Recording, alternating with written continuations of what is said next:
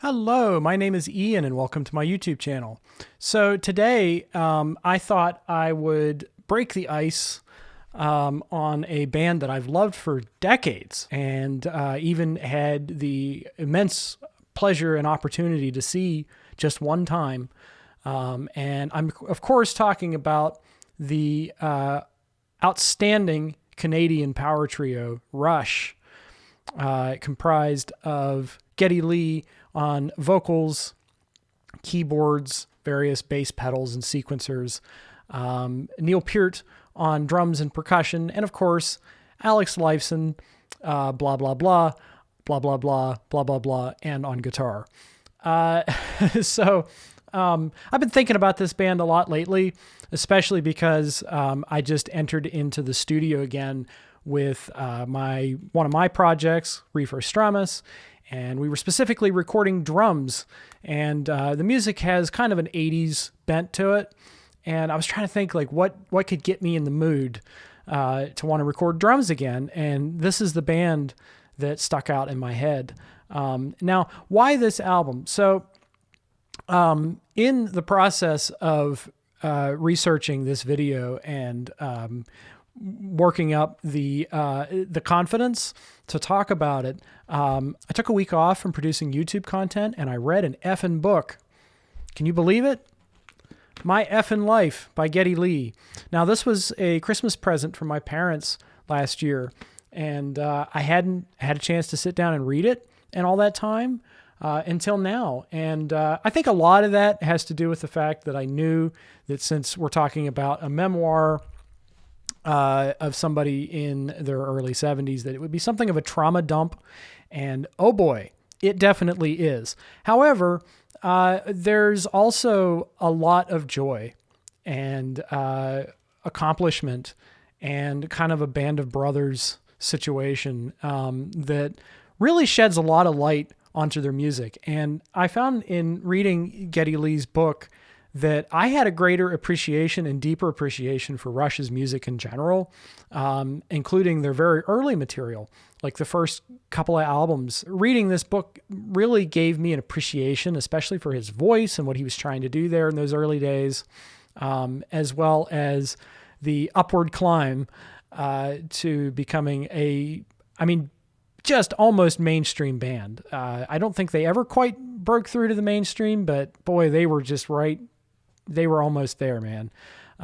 With tons of radio airplay, of course, the Rock and Roll Hall of Fame induction, and several documentaries, years of tours, and fans all around the world. So the reason why I picked Power Windows as a favorite of mine, and you know, the thing is, talking about favorite Rush records, that's something that always changes. Like there was a period around the time when I was in my teenage years, just entering middle school and about to maybe thinking about high school too. Albums like A Farewell to Kings were among my favorites, especially the track Xanadu. That was something that really resonated with me, and 2112 too, to a certain degree. And sort of my post-college years, an album that was beloved and played to death was Signals. And when I saw them in 2012 on the Clockwork Angels tour, which I think was an outstanding show, when I saw them on that tour, they opened with Subdivisions. So it was like, oh, I get one of my favorite songs right off the bat. But in the process of that, they also played about half of this album at that show, including The Big Money, Manhattan Project, Territories, and Middletown Dreams. A couple of these I hadn't really gotten into that much yet. And seeing them and hearing them performed live really won me over. And over the years, I just kept coming back to this one. And I think that a lot of it has to do with the strength of the songwriting. Now, I feel that this album, and perhaps even the band have stated this in interviews before, I feel like this album was an accumulation of the best of the two albums prior to it. So that would have been Signals and Grace Under Pressure. Signals had a kind of a theme running through it of angst, of growing up and not quite knowing, what you're heading toward or what you want out of life with songs like The Analog Kid. And you hear that, you see that, that theme reappearing in songs like Middletown Dreams, in songs like Marathon. You also see the kind of socially conscious and arguably darker side of Rush that characterizes Grace Under Pressure with songs like The Big Money, Grand Design, Manhattan Project, Territories. These are songs that are socially conscious and aren't afraid to broach difficult subject matter. But I hear the fans from the beginning, people who were introduced to them in the mid-'70s, who don't like this album. And when I posted a poll in my posts tab, I don't think it's community anymore, but when I posted a poll asking if people liked Rush, a couple of responses seemed to include this in the post, outside of the albums that they liked from Rush. And I thought that was really interesting.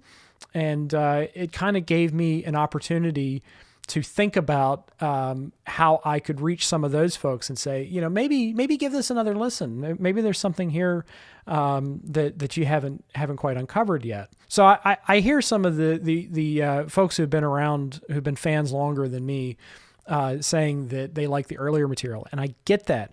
I do hear a reduced presence of Alex's guitars. And I think even he felt that way at the time. And I understand that because it is very keyboard heavy. You have Geddy Lee performing a lot of keyboards, and you also have some additional keyboard work from Andy Richards and Jim Burgess. And according to Geddy's book, they let those guys pretty much have free reign over what they contributed. I'm sure that Rush had the right of veto, like if something they didn't like, they could cut it. But it is saturated in keyboards. But what impresses me when I listen to it is, number one, the rhythmic complexities that come out of some of those sequencers, combined with Neil Peart's use of acoustic and electric drums, which, by the way, I do feel like Neil's use of electric drums is much more restrained and much more appropriate on this album, whereas on Grace Under Pressure, sometimes the electronic drums are a little overpowering to me. But what I hear is something of Alex Lifeson rising up to the challenge of being kind of pushed away by these giant keyboard sounds. And he's able to employ a lot of creativity in his sound and texture choices that, in my opinion, I understand why it would be hard for him, but I think he grew a lot as a player on this album. And just take a listen to his solos on a song like Marathon. And I think Middletown Dreams has a great solo, Emotion Detector. He's playing in a very lyrical way. It's almost referencing Dave Gilmour a little bit from Pink Floyd, but then it goes totally lurched. Every time he plays, I think there's no one else that could possibly play that. And as much as I love David Gilmour, I've always liked Alex Lifeson in the context of Rush better, because it seems like his chordal palette and his choices were far more interesting than what I've heard of David Gilmour. And I love David Gilmour, don't get me wrong, and I hear the influence, but it almost feels like he's building upon what David Gilmour started. But there's also a lot of guitar work in this album that when you listen to it, you might not recognize it immediately as guitar work. And it reminds me quite a bit of Andy Summers, the guitarist from The Police, who Alex admired. And he said that he admired him quite a lot. And I think especially when you look at this stuff live, like on A Show of Hands, which is one of my favorite Rush videos, as well as some more recent material like the Time Machine Tour, where they play an outstanding version of Marathon, and the Blu-ray of the tour I saw, the Clockwork Angels tour, has some excellent renditions of these tracks where the guitars are more prominent and the keyboards are more subdued. And, that's another thing that I think that characterizes Rush, is that despite all of the experimentation, reaching beyond what a power trio can do, they always kept it down to those performances. Those three guys were the heart and soul of this band. and you could strip away all of those electronics or subdue them in the way that they did live, and the songs would still really work because that's the core of it is Neil, Ged, and Alex. So I did say that, or maybe I haven't said it yet, but Marathon is my favorite song on this album. And it's part of it's the lyrics, but also I think the arrangements on this song are outstanding. And we'll get to both of those, but there is a feeling like this song could be about a multitude of different things. And I'm going to read to you sort of my favorite lyric from it. So you can do a lot in a lifetime if you don't burn out too fast. You can make the most of the distance. First, you need endurance. First, you need to last. So I feel like that this song is full cinematic Rush on display. It's the exact sort of movie for your ears concept that started way back on Fly By Night with songs like By Tor and the Snow Dog. But lyrically, this could be about running a marathon if you took it literally. It could be about playing drums as a career, being a career musician. It could be just performing a Rush show and the endurance test that one has to go through in order to accomplish their high level of musicality live. Or it could be a song about life itself, about just enduring through hard times. And every time I listen to it, and sort of a sister piece like Mission off of Hold Your Fire, every time I hear those two songs, I walk away inspired and feeling like chasing my dreams more than, maybe if I felt a little discouraged when I listen to these songs, I feel like, okay, it's not easy, but it's worth it. That's a quality of Neil Peart's writing and kind of the Rush ethos that I've always loved, even going back as far as like the 2112 album, and the theme of the individual versus the machine. You also see that theme crop up in songs like Grand Designs, which is one of the best songs ever written about commercialization and how everything just kind of starts looking the same.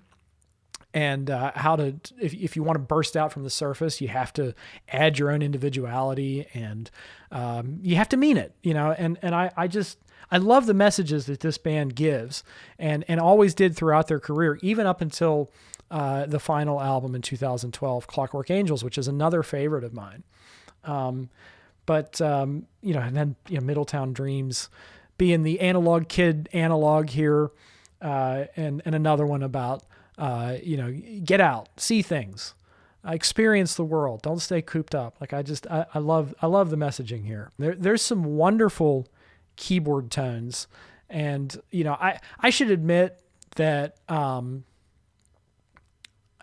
this is true of several songs on the album, but I should admit that my background is in keyboard, not guitar. So I'm I kind of have an inclination toward keyboard-led bands, sort of like Genesis. Like Tony Banks is one of my favorite musicians. So I actually find the keyboard tones across this album to be not cheesy and to be quite impressive. There's a few here and there that I think maybe are a little dated, but for the most part, I'm actually very impressed. And there's that moment in Marathon where there's like a mellotron choir or something underneath the guitar solo. And oh my goodness, I wish I could rip that off. If you listen to it live, Geddy's not playing bass. So that synth patch has to be the bottom end for the song during that guitar solo. And it fills it out so beautifully.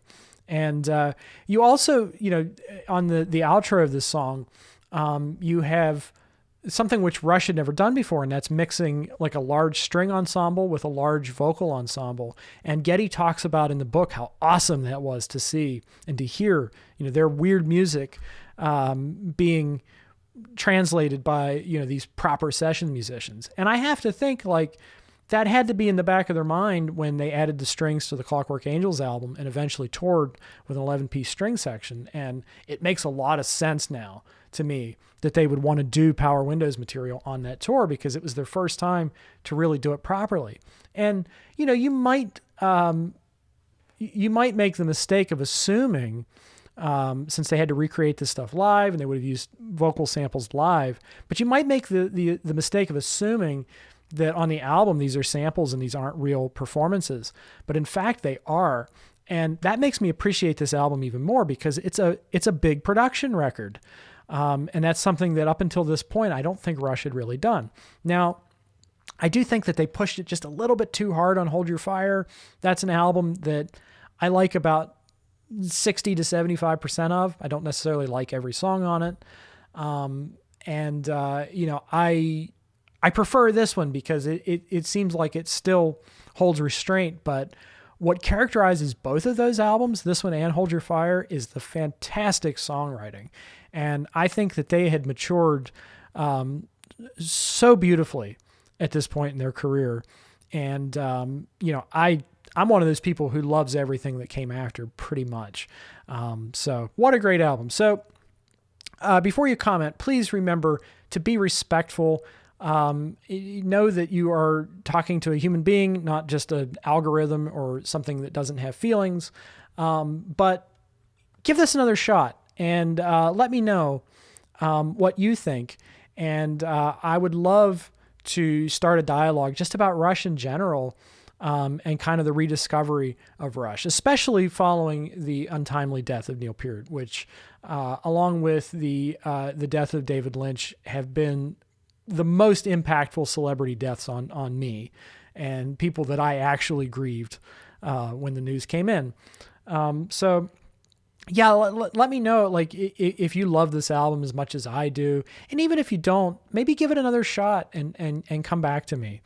And with some of these things in mind, check out the live performances. Check out A Show of Hands, which is maybe where a lot of this stuff really clicked for me, was watching those videos as a young person. Because if you remember in the 90s, like, there weren't a lot of Rush videos yet. It's not like now where you have Rush in Rio, the Time Machine Tour, Snakes and Arrows Live, Clockwork Angels, R30 and R40. Those didn't exist then. All you had was Exit Stage Left. You had the videos, the music videos, the Chronicles set. You had Grace Under Pressure Live, and you had A Show of Hands. And so I watched those on repeat, and I can only imagine that is a great deal to do with why I love this album as much as I do, because when Rush played live, they brought this stuff to life. So the possibility of me doing more Rush-related content in the future fully depends on your interaction, you liking the video, subscribing to the channel. As Robert Fripp would say, we respond to enthusiasm. And I would like to do a ranking of the entire Rush catalog with my friend Mike, who appeared with me doing the King Crimson catalog. And I feel like the perfect time to do this would be after I've read the Geddy book, and I've got a lot of things still in my head. So that's another thing. Let me know in the comments if you'd like to see that. And because I would really like to do it, and I think it would be a lot of fun. But other than that, that's all I had to say today. If you love this album, great. If you don't, just give it another shot and see if it speaks to you, maybe with some of my comments in mind. But yeah, I want to thank you for checking this out, and you'll hear from me real soon. Bye-bye.